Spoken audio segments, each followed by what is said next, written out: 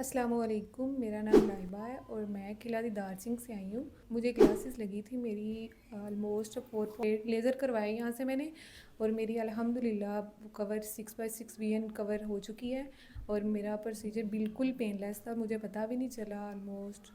मैंने ये अब मैं चेकअप के लिए यहाँ पे आई हूँ और अल्हम्दुलिल्लाह मेरा बिल्कुल मेरी जो नज़र है वो बिल्कुल ठीक है और मैं बहुत खुश हूँ और मैं बहुत सेटिस्फाई हूँ। मेरी मुमानी है, उन्होंने यहाँ से पहले करवाया था, वो भी किला से ही हैं। उन्होंने पहले करवाया था, उन्होंने मुझे गाइड किया, फिर मैं फ़ौरन यहाँ पे हूँ। मैं इसके अलावा कहीं और कभी भी नहीं गई किसी डॉक्टर के पास।